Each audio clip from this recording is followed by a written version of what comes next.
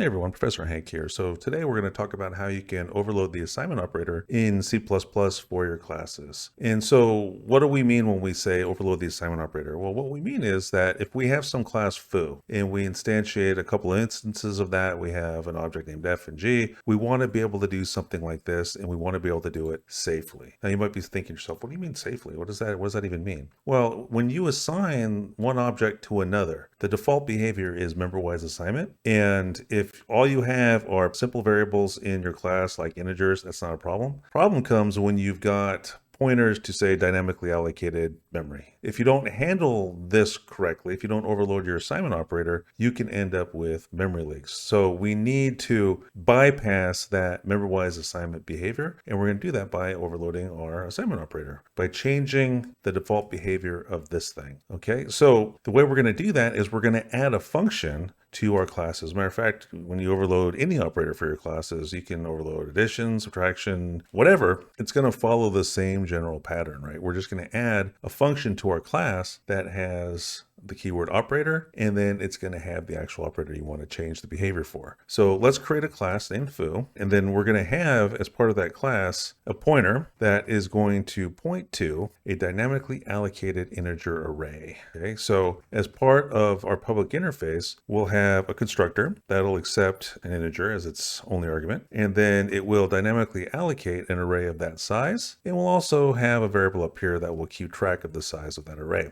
We'll assign to size s, and then we'll create a new array of integers of size. So each foo is going to have its own dynamically allocated array, and we have to manage this properly, and that's where our assignment operator is going to come in. So let's not forget to have a destructor here, because we have to free that memory when the object is destroyed. Okay, and then we'll have a mutator for changing the values in the array. So we'll just call that set, and we'll pass it an index and a value, and we'll simply assign the value.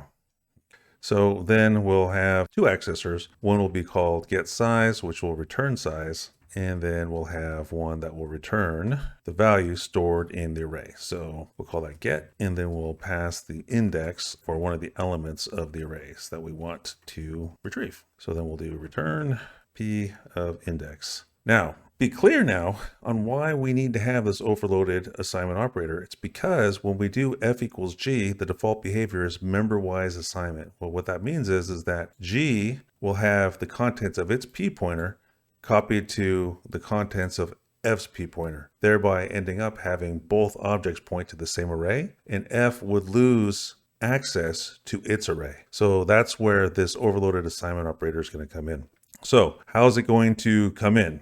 By doing something like this. So we're going to have the keyword operator, and then the operator we want to overload, which is going to be equals. Okay, now it's just a function. So we're going to need a parameter list, and we're going to need a return type. So what should we have as a parameter here? Well, it's instructive to understand what f equals g actually means. It means the exact same thing as f.operator equals, and passing g as an argument. These are both the exact same. Okay, so this equals f equals g. So when you realize that, that can inform you of what you should be using as a parameter in this parameter list. You need to be able to pass another foo object as an argument. So that's going to tell you that you want to be able to accept a foo object as an argument. So I'm going to call this parameter right-hand side to make it a little bit easier for our discussion here. F is the left-hand side object, and g is the right-hand side object, because you got the left-hand side and the right-hand side of the assignment operator. Okay, so we're passing the right-hand side object as an argument to the operator equals of the left-hand side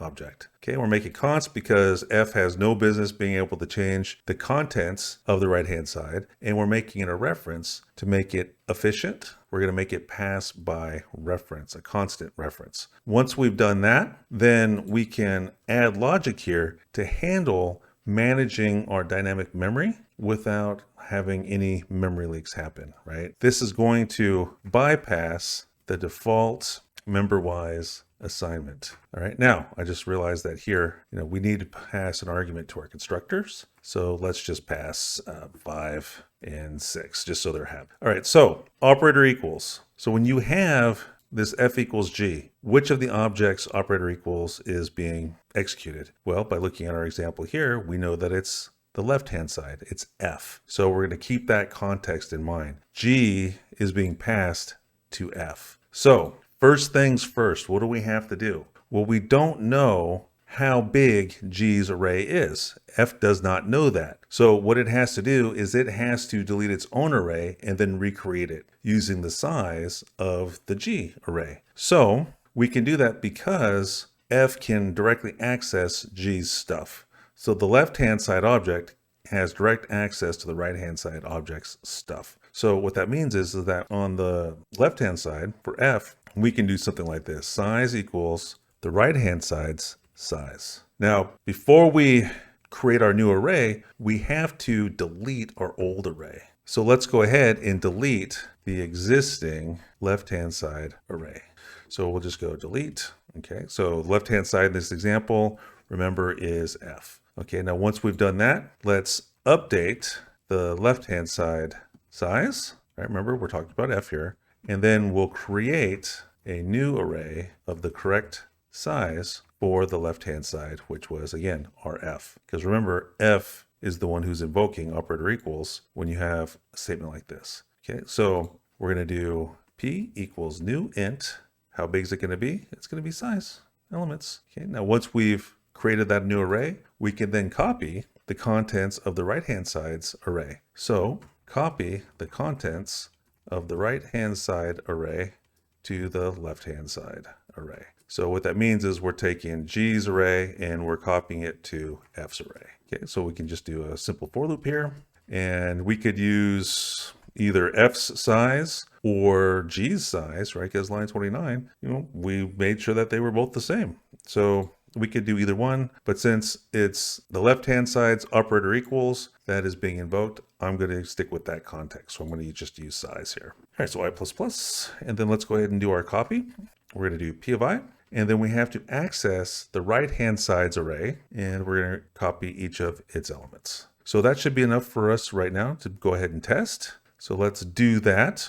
So let's go ahead and comment this out temporarily, and then we'll set the contents of G. Since we're going to be overriding the contents of F anyway, right? We'll go ahead and populate G's array, and then that will get copied into F's array. So we'll just do something like this. We'll say for int I equals 0, I less than G dot size, I++, and then we'll do G dot set I, and we'll just square I. Okay, so we'll populate G's array with the square of I. So then we'll print it out to make sure that it actually worked. And we'll just do the same kind of thing here. We'll just do a little loop, and we'll print out the contents of each element of the array. And then we'll move to the next line. All right, so let's go ahead and test that.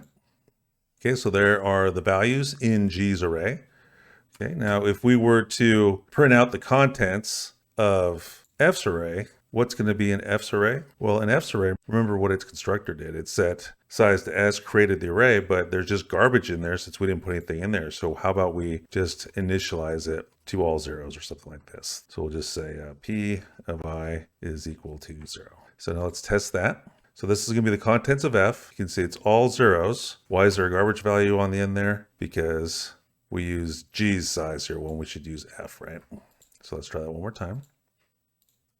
Okay, so there's all our zeros. Now, this statement right here is going to execute. So let's then print out the contents of F after F equals G. Okay, and you're going to see that the copy, the assignment worked because operator equals for F, the left-hand side, was invoked and the right-hand side was passed as an argument to that operator equals, thereby executing all of this code right here. So let's check it out. So you can see there's the contents of our F object array.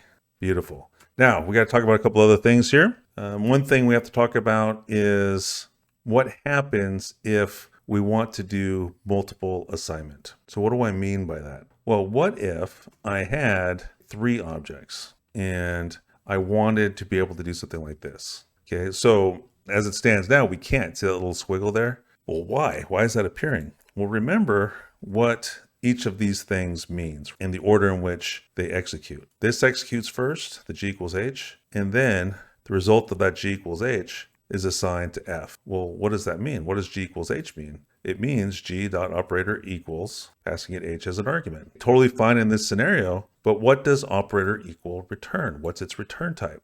its return type is void the way we wrote it, right? So this isn't going to work because what's being returned by G gets passed to F's operator equals. F dot operator equals. So this is a void return type trying to be passed as an argument to another function. Well, you can't do that. You can't assign a void function to a variable. So that's where the problem comes in. So both of these statements mean the exact same thing, right? So we got to get rid of that void. So how are we going to get rid of that void? Well, let's go take a look at what we're trying to pass, right? What does operator equals require? It requires a foo. So we're going to have to return a foo from operator equals, so that way it can be passed as an argument to operator equals. So that's what we're going to do. So we're going to do const foo.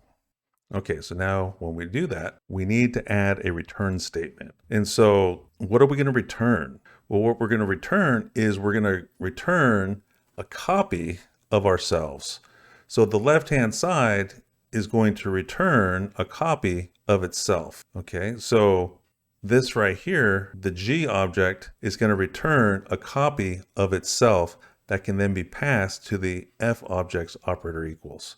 All right, so how are we going to do that? Well, what we're going to do is we're going to return this. We're going to return this. So what is this? This is a self-referencing pointer. All right, it has the memory address of the object it belongs to. So every single one of your functions in your class is automatically in the background past the this pointer. And the this pointer simply has the memory address of the object itself. So we're not returning just that memory address because look at the return type. It's not a pointer. Instead, what we have to do is we have to return a copy of the foo object itself. Okay, but we're not quite done yet because when we try to run this, you're going to see that we still have got ourselves a problem. Get rid of this extra stuff. So we'll go ahead and build it.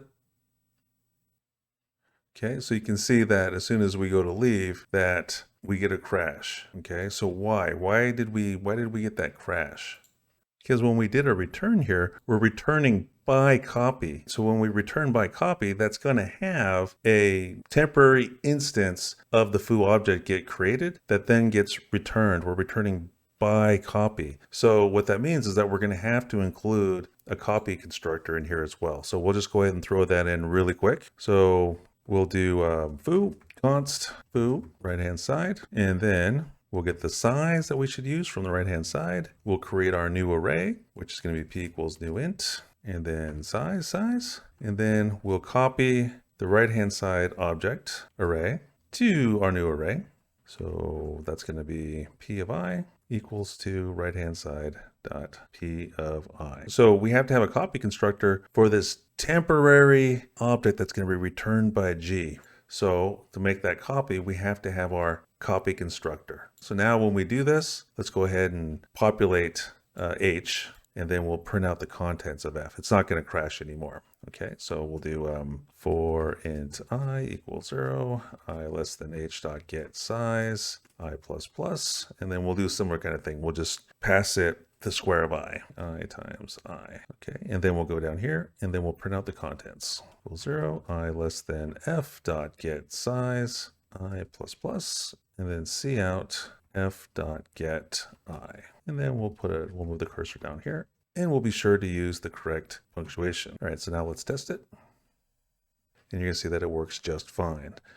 All right, so we've got one more thing to talk about here, and that is the case of self-assignment, right? So if you've got something like this, you say foo of F, and you decide you're gonna make a statement like this. You can do it. It's pointless, but you can do it, right? It'd be the same thing as doing something like this. You just be taking the contents of X and then overwriting itself. You can do it. Syntactically, it is allowed, but logically, it causes problems for us here with our overloaded assignment operator. And to see why, let's take a look. So remember, this is what's getting called, right? That overloaded assignment operator is what's getting called. So F equals F is the same thing as saying F dot operator equals F. So we're passing F as the right-hand side, but F is also the left-hand side. So when we do that, what happens? Well, let's trace through the code. What's the first thing that happens in our assignment operator? We delete the right-hand side's array, don't we? Now go take a look at who the right-hand side is. The right-hand side is also the left-hand side. So we just deleted our source array.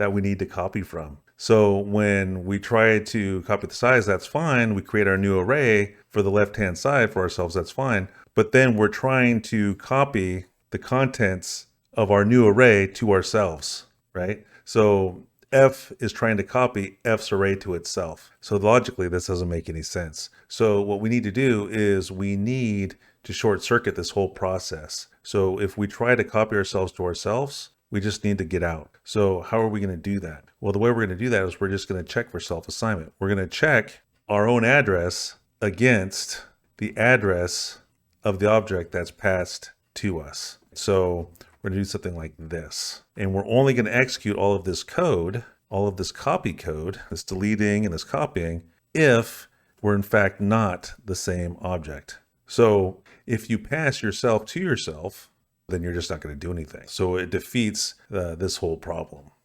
So finally, we'll talk about one more thing, and that is that when you're overloading any type of operator, there's nothing stopping you from changing the logic to stuff that's just completely nonsensical. So for example, what if I had decided to write my overloaded assignment operator to be something like this and said, cout, hello, world? There's absolutely nothing stopping me from doing this. So that if I was to create two separate foo objects, say, and try to assign one to the other, well, remember, all this is a function call. This is just f.operator equals passing it g, right? So that's all that is. So when this executes, this function simply gets called.